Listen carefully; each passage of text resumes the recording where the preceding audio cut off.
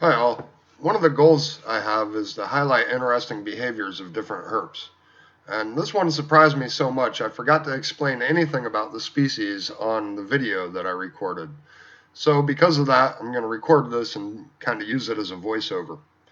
So this is a young Tantilla relicta neely, also known as the Central Florida crown snake. And we rescued this one from our swimming pool. Now, these snakes are completely harmless and they're very small. They only grow to about 9 inches long, and I believe the record is 9.5 inches long.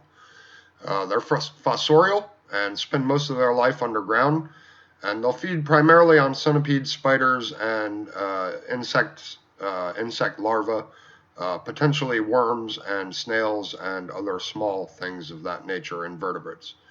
Um, they are also the primary food source for the very rare short-tailed snake, or short-tailed king snake, as some people might know them.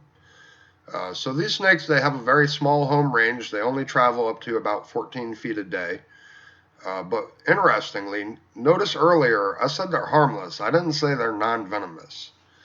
That's because Tantilla are actually rear-fanged and produce a mild venom. They'll use that venom to subdue their prey. It is medically insignificant to humans, meaning it won't cause any kind of life-threatening reaction. It's said that Tantilla will never try to bite you defensively. I think that's wrong. In fact, I seem to know that's wrong. So very interestingly, this individual did bite me.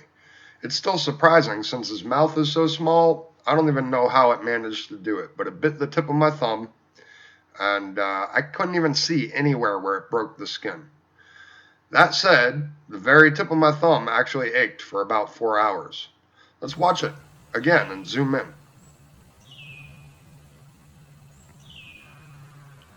It actually tried to bite me.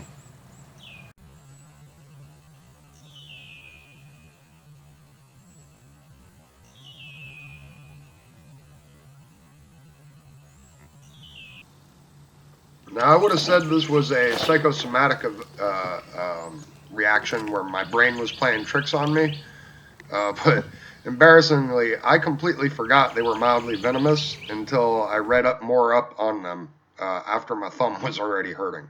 So, very interesting that I had any kind of reaction to it, but that's how it goes sometimes. So there are three subspecies of this Florida crown snake, this one being the central Florida crown snake. The three subspecies, they're considered common, but they're very rarely seen. Again, they spend all their life underground.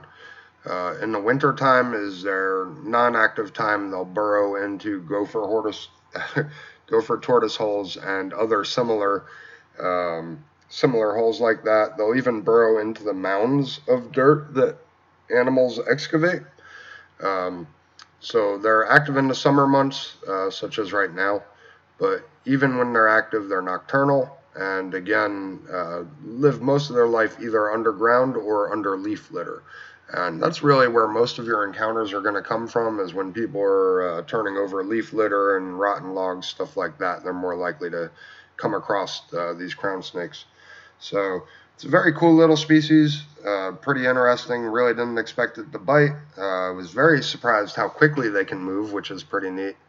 Obviously, this guy was very difficult to photograph, being so small and wiry, but definitely fun. And anyway, thank you for coming along.